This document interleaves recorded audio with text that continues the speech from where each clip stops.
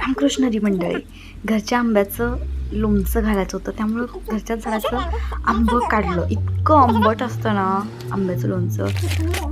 मग त्याला आधी सगळी प्रोसेस करावी लागते, त्याला पाण्यात धुवून वगैरे ते झाले होते प्रोसेस. मग इकडे हळदीत पूर्ण त्याच्या फोडा भिजत घातलेल्या, नंतर त्या बाहेर काढल्या.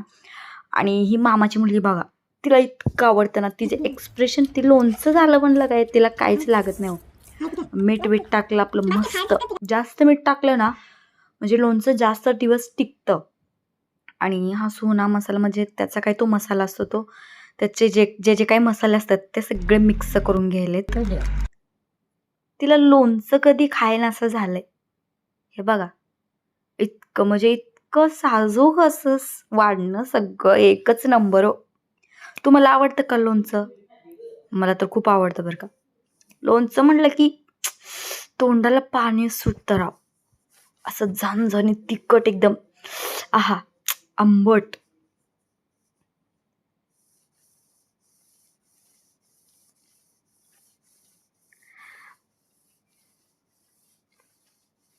तिला काही दम निघत नव्हता होय, ती कशी करायली. अगं टाक सगळा मसाला बघा. मग नंतर त्याच्यावरती तेल वतलं आणि ते मिक्स करून घ्यायचं असतं ना, त्यामुळे ते पूर्ण मसाला मिक्सिंग होतो. छान दिसायला ना बघा, किती असं तुम्हाला पण वाटत असेल ना, त्याला माझ्या पुढे पाठी असायला पाहिजे होती, मी सगळंच गपागप हाप केला असतं. ती बघा कशी करते.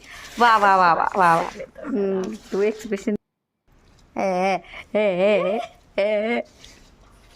ते हात घालायचे राहत नाही हो. आणि इकडे आमची मावशी आगा नागा बाबा नागा, तिला लई आंबट आवडत नाही, त्यामुळं भरलं आपलं एकदाच झालं लोणचं. आयला विचार, कारण उन्हाळ्यात या सगळ्या एकदम चटपटीत गोष्टी खायला लय मज्जा येते राव. पापड्या, भातुड्या लय, आणि एक वेगळीच मज्जा असते त्याच्यात. आपलं खरडून आपलं एकदम हे केलं आणि हळद निघाली. मामी म्हणली हळद खेळूया काय.